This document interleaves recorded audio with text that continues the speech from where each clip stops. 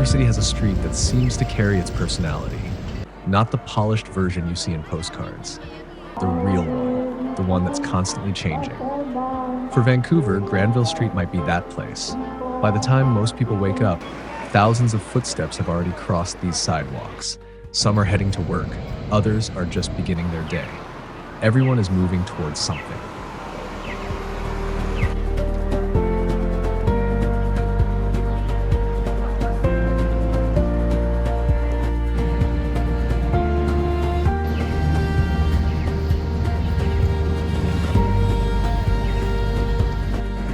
The rhythm of the street cities have their own rhythm.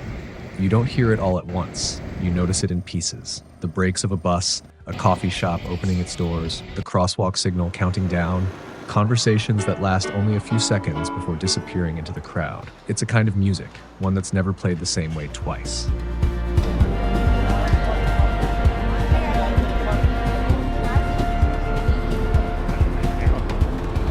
Granville Street has changed many times. Businesses come and go.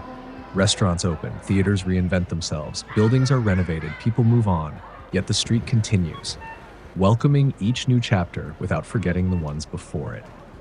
Maybe that's what cities do best. They keep rewriting themselves.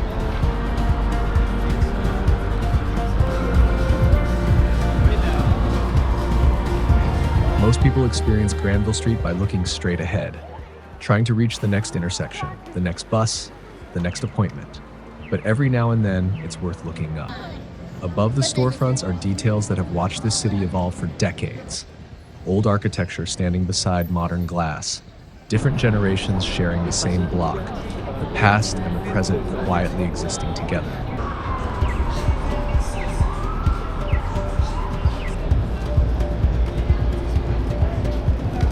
No two people seem to walk Granville Street for the same reason. Some are visitors seeing Vancouver for the first time. Others have walked this road for years. Students, office workers, street musicians, artists, friends meeting for lunch, someone heading home after a long shift. Each person carries a story that remains invisible to everyone else. Yet for a brief moment, all of those stories cross paths here.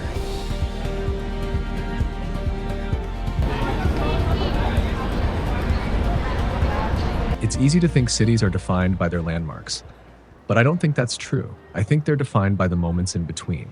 A stranger holding a door, someone laughing across the street, steam rising from a coffee cup on a cool morning, sunlight reflecting from a window onto the sidewalk. Small moments, easy to miss, unless you're paying attention.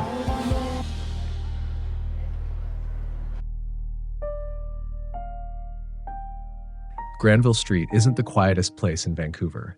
It isn't the cleanest or the most peaceful. But maybe that's not the point. Every city needs a place that feels alive, a place where thousands of individual journeys briefly overlap before continuing in different directions.